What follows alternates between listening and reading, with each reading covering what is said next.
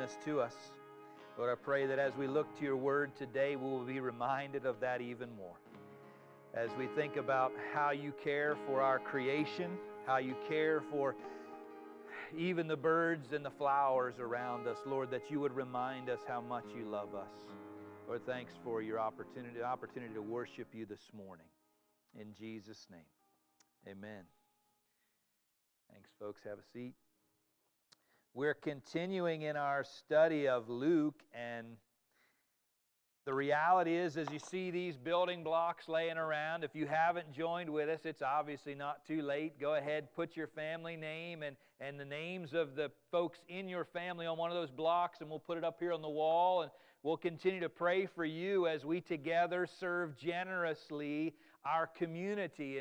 And we have an opportunity this morning to look at how we do this, what it is that really how this works, okay? Because you could easily think that it's a responsibility of us to provide for all of these things and that we manage them and take care of all of these things, but there's a part of our world that we need to understand very clearly at the root, and it's found inside of our mission statement, our vision for our church, says that we want to clearly demonstrate by our lives that everything is from Him, what we get to do is through Him, and all the glory is back to Him.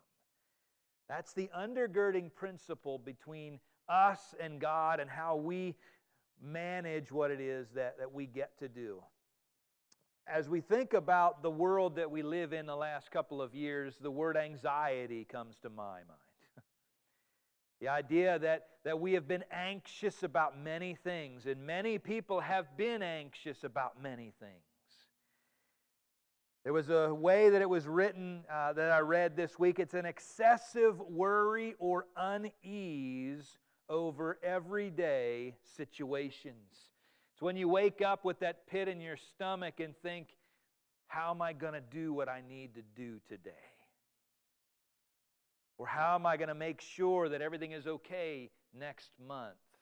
There's this anxiety that's crept into our world, and I wonder when it became so easy for us to be concerned about how God is going to care for us.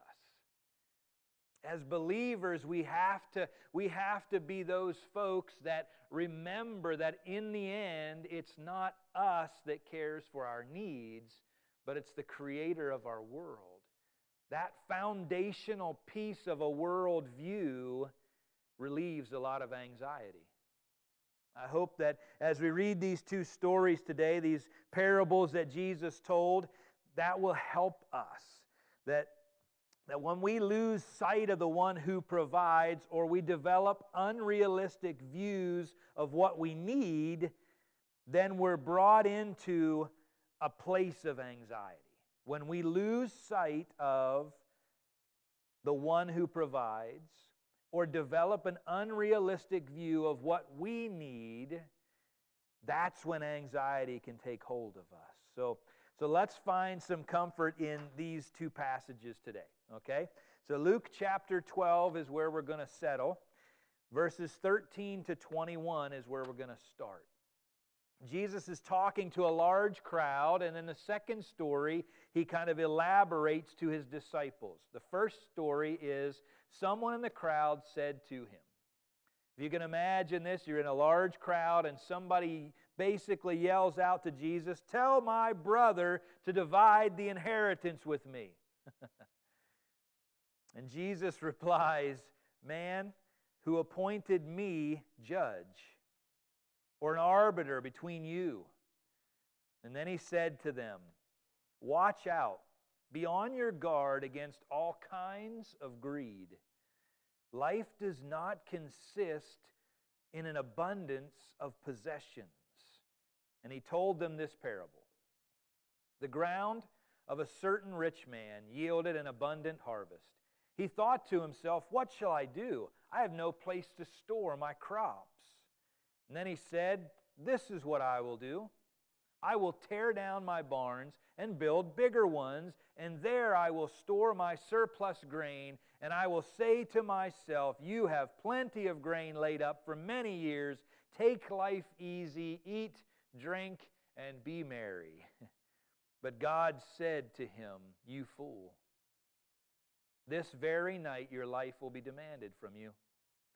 And then who will get what you have prepared for yourself?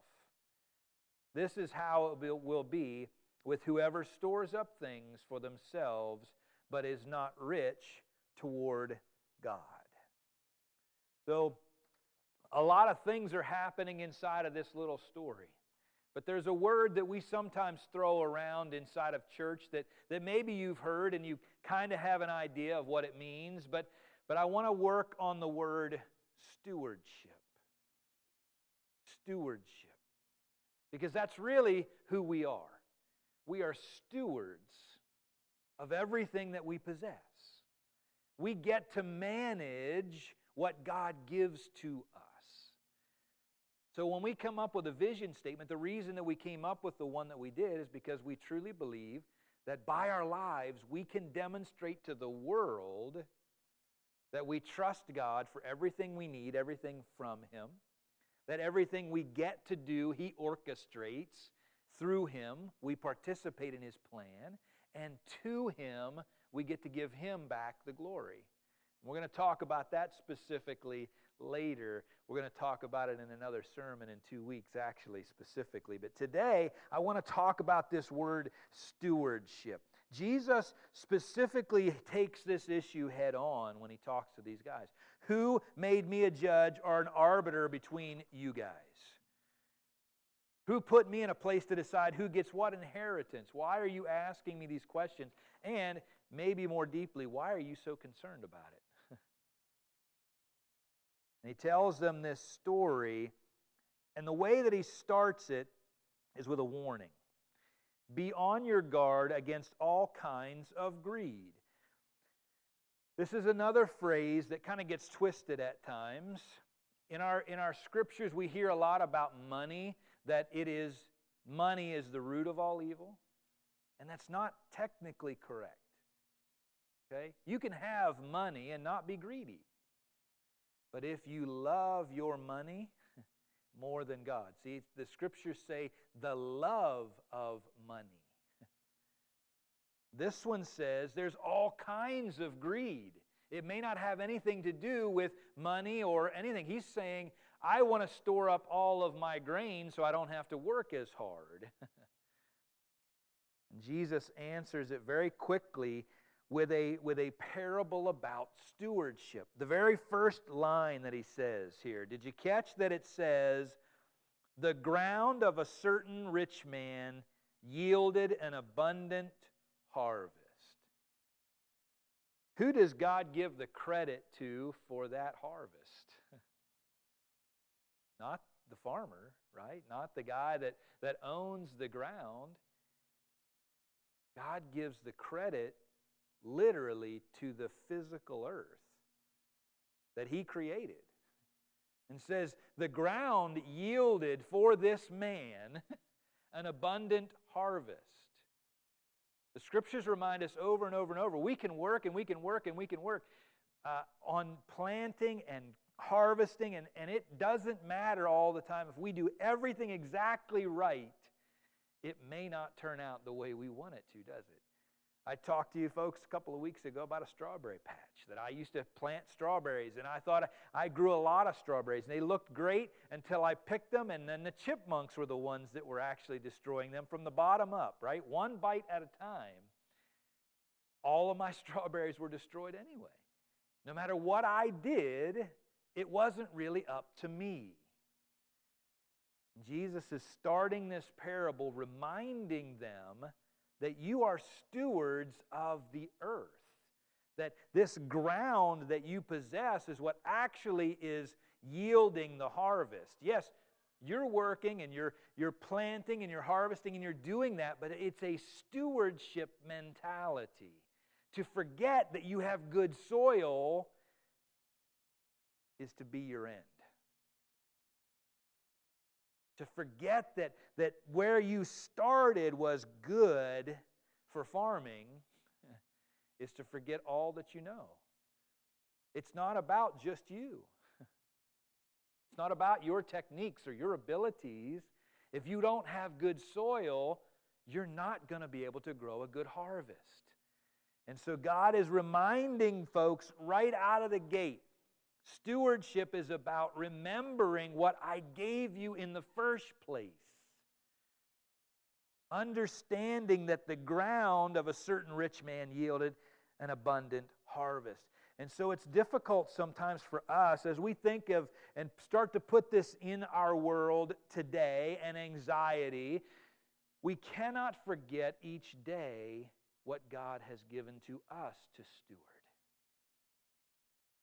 To take a moment each day and remember all of the things that we were given to begin our life. Our personalities, our gifts, our talents, our family history. All of these things boil down to today that God has provided all of those things for us to build upon, to grow from. All of those things that He gives us to steward, to manage them. The ground of a certain rich man yielded an abundant harvest. And he thought to himself, what shall I do? I have no place to store my crops. You feel sorry for him, right? He's got an abundance, has no idea what to do with all of his crops. God has blessed him through the ground with an overabundance of crops, so much so that his first thought is, I can retire, basically, right? That's what he's saying. I'm just going to tear down all the little barns that I have, and I'm going to build brand new, bigger ones so that I don't have to work so hard for the next few years.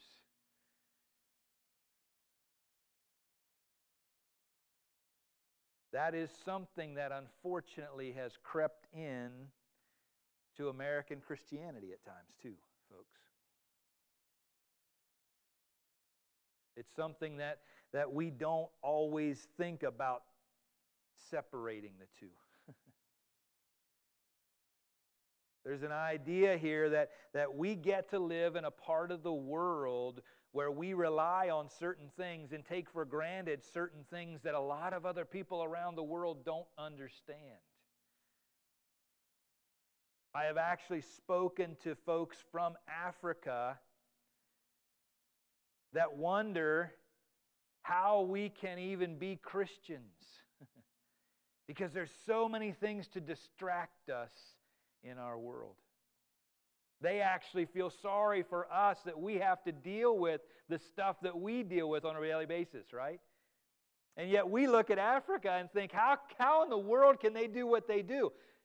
Because every day they get up and they have to rely on God for their water, for their food. They feel like they have a reliance on the Creator of the world that we don't really even understand. That our actual civilization puts a barrier between us and God sometimes. Because we forget that it's the ground that's provided the abundance. That it's where we've been planted that allows for us to have the life that we have. We start to take that for granted. We start to think it's us. And we forget about the provider. And it's when we get anxious and we're excessively worried or uneasy about everyday situations, I want you to understand that there's something you can do about that anxiety. You can remember that it's not up to you. God never leaves it in your hands. He only gives you what you need for today.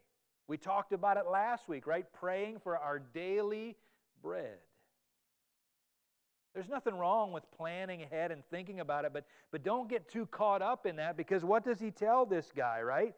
Tonight, your life will be demanded from you, and then who will get what you have prepared for yourself?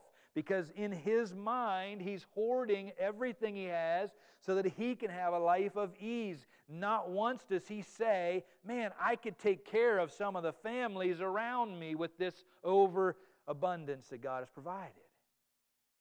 He doesn't say that. He says, I'm going to tear down the big barns I have and make bigger ones. And unfortunately,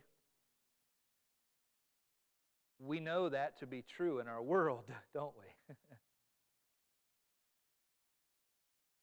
That we buy our big things, toys, those kinds of things, and then we have to have a place to store them, so we build a bigger house or a bigger barn to put all the stuff in, right?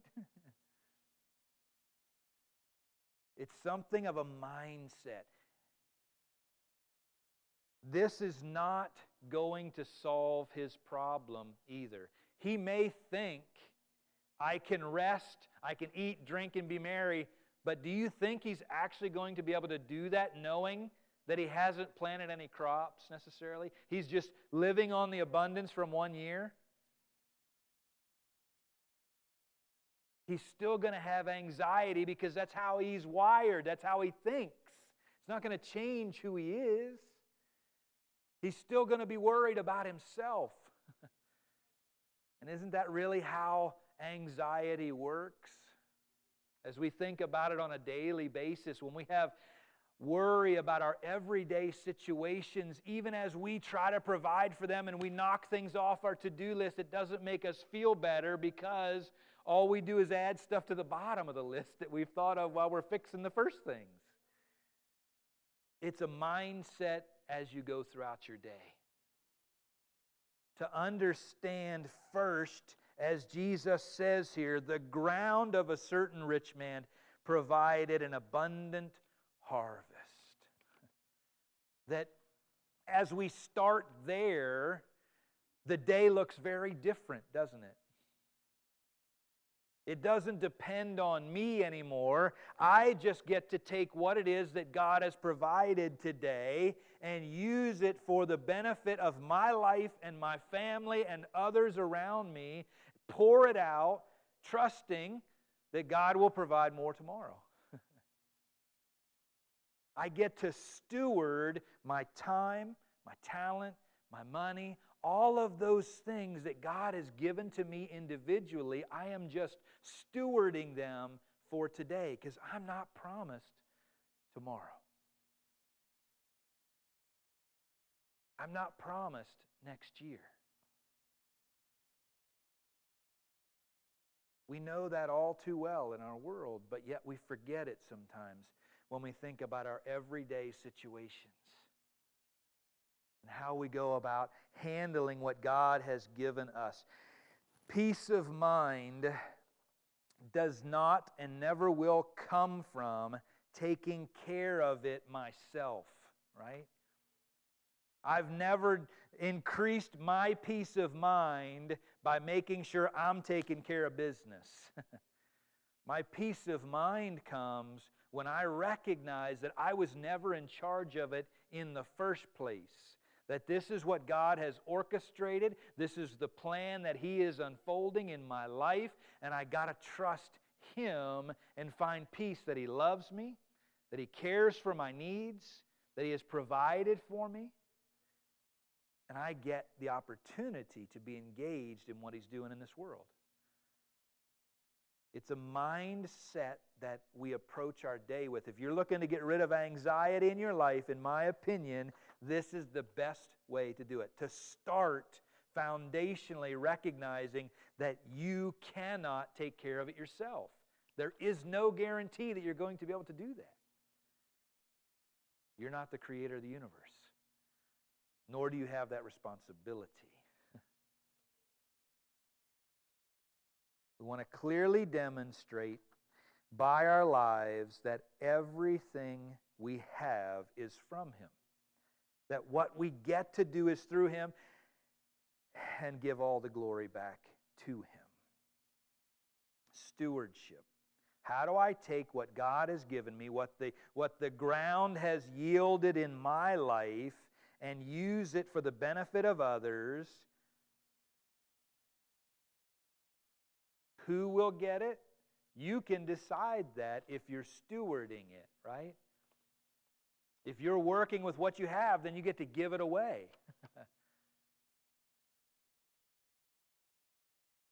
This man's life is going to be demanded of him in this story that very night, and all of that abundance will be handed out by someone else. Get involved in stewardship of what God has given to you. Allow yourself to rest in His provision. Don't take care of it yourself. How do I know this to be true, and what do I see? And you guys know already how much time I love to spend in the mountains. And Luke chapter 12, verses 22 to 34 is where Jesus goes next. Okay?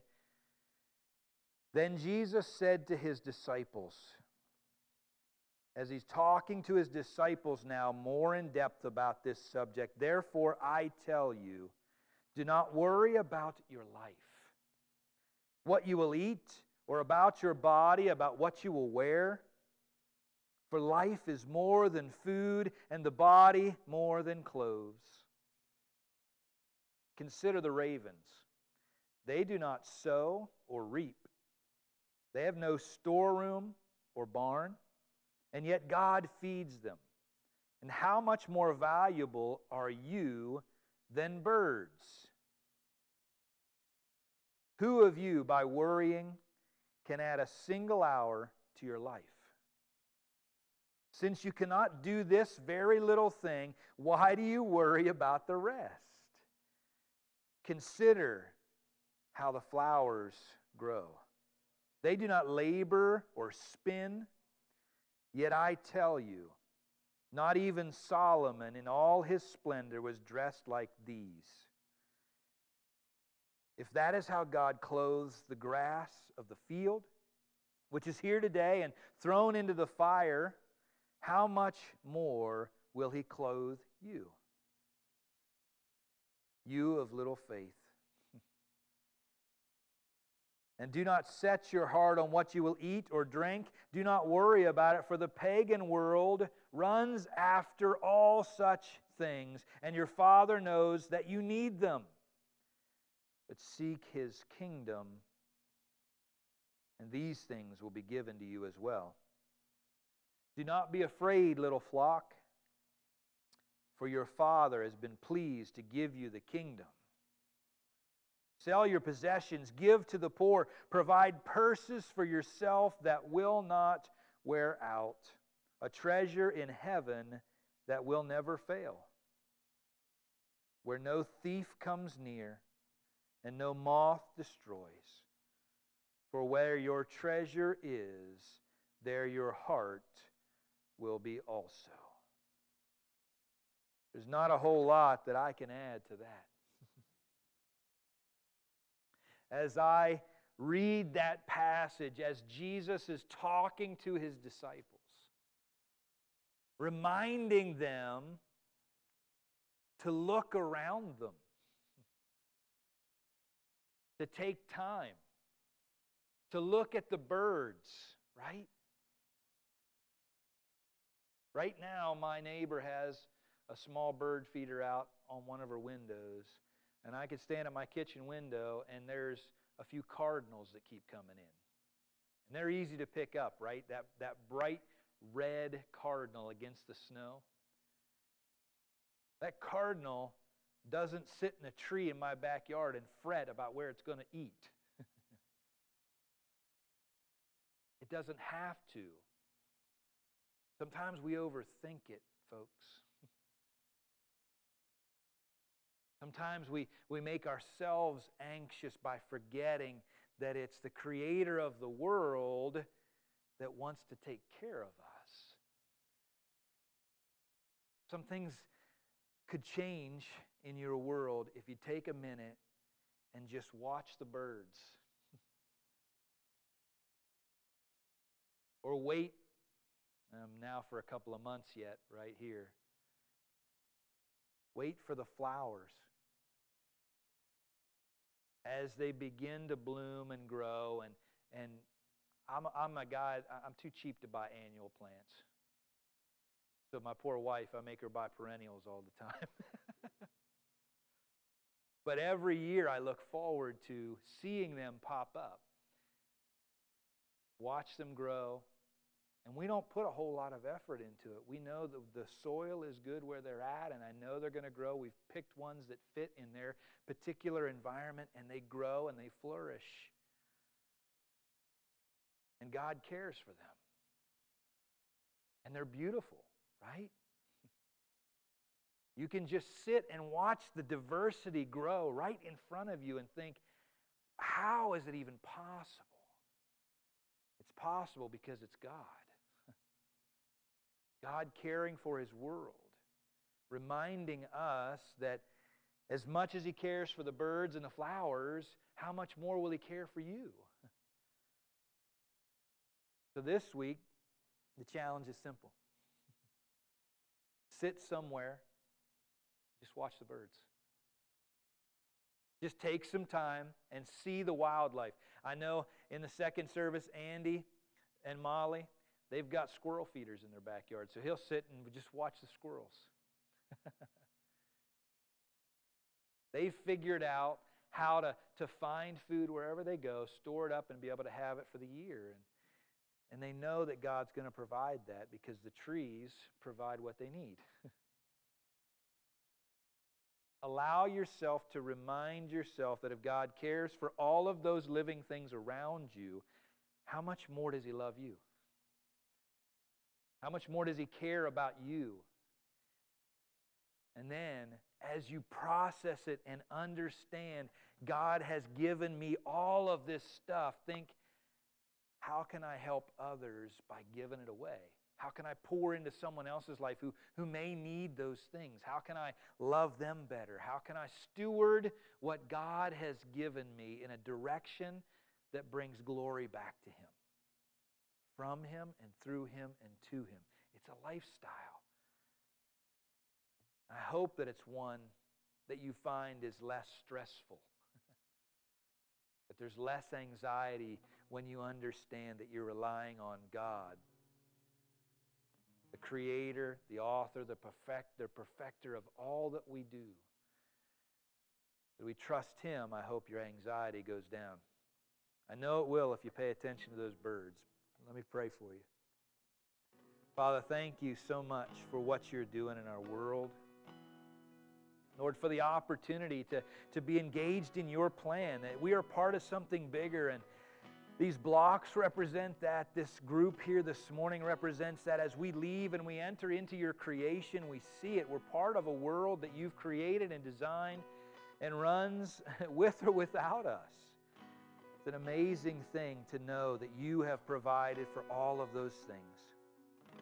Lord, I pray that we would rest in that we would come to trust you, that we would know that it's not upon us to make all of this work, and that peace of mind can only be found in your provision. Lord, thanks for loving us so much to care for our needs. I pray that we be reminded of that today. In Jesus' name.